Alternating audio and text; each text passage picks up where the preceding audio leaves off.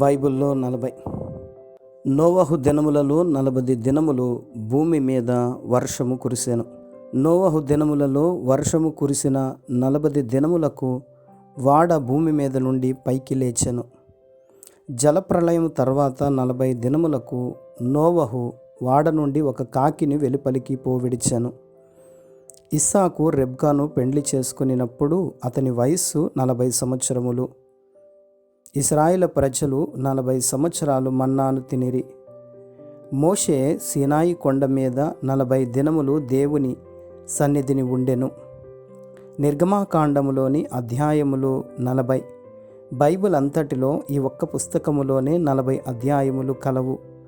దీపవృక్షము దాని ఉపకరణములను తయారు చేయుటకు 40 వీసెల బంగారం పట్టెను. ఇశ్రాయేలు ప్రజలు కానానును వేగి చూసినది 40 దినములు. ఇశ్రాయేలు ప్రజలు అరణ్యములో నడిచిన కాలము 40 సంవత్సరములు. ఇశ్రాయేల్లో నేరము చేసిన వారికి శిక్షగా 40 దెబ్బలు కొట్టించవలెను.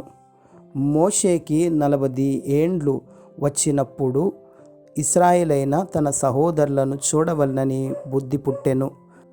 ప్రత్యక్షపు గుడారపు ప్రక్కల పలకలకు 40 వెండి దిమ్మలు చేయబడెను. ఇశ్రాయేలుతో రుబేనీయులు, గాదీయులు, మనష్షే అర్ధగోత్రంపు వారు యోర్దాను దాటి వచ్చిన కాల్బలము 40,000 మంది. మోషే కానానును వేగి చూడమని కాలేబును పంపినప్పుడు అతని వయస్సు 40 సంవత్సరములు. న్యాయాధిపతుల కాలములో ఇశ్రాయేలు దేవుని విడిచిన కారణంగా యుద్ధము వారి ద్వారబంధముల దగ్గరకు వచ్చింది. వారిలో 40,000 మందికి యుద్ధాయుధములు లేవు. ఇశ్రాయేలు న్యాయాధిపతి అయిన అబ్దోనుకు 40 మంది కుమారులు. ఫిలిస్తీయుడైన గొల్యాతు 40 దినములు ఇశ్రాయేలు ప్రజలకు విరోధముగా యుద్ధమునకు నిలిచినాడు. దావీదు ఇశ్రాయేలు వారిని 40 సంవత్సరములు పరిపాలించెను. దావీదు సిరియన్లతో యుద్ధము చేసి 40,000 మంది గుర్రపు రౌతులను హతము చేసెను. సొలొమోను ఇశ్రాయేలును పరిపాలించిన కాలము 40 సంవత్సరములు.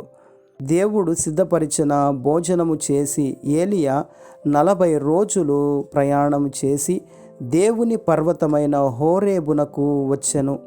సిరియా రాజైన బెన్హదదు ఎలీషాకు 40 ఒంటెల మోతంత కానుకను పంపించాడు.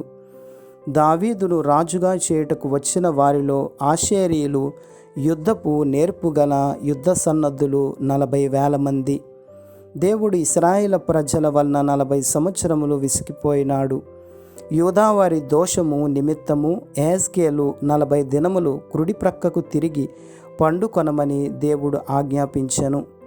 యోనా నినివే పట్టణపు ప్రజలకు 40 దినములలో నాశనము కలుగునని ప్రకటించెను.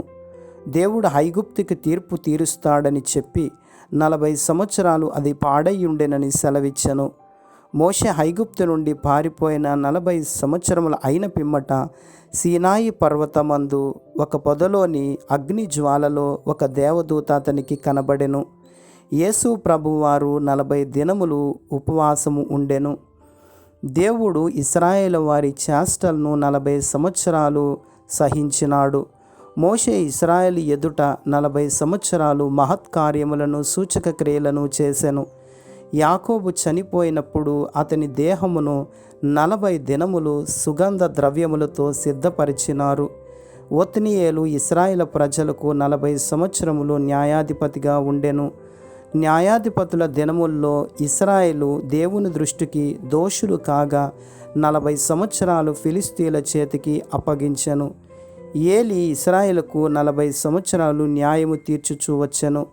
యేసుక్రీస్తు వంశావళిలో అబ్రహాము నుండి యోసేపు వరకు 40 మంది వ్యక్తులు ఉన్నారు. గిద్యోను దినముల్లో దేశము 40 సంవత్సరములు నిమ్మళముగా ఉండెను. ఇశ్రాయేలు ఐగుప్తు దేశము నుండి బయలుదేరి వచ్చిన 40 సంవత్సరాలు అయిన పిమ్మట అహరోను మరణించాడు.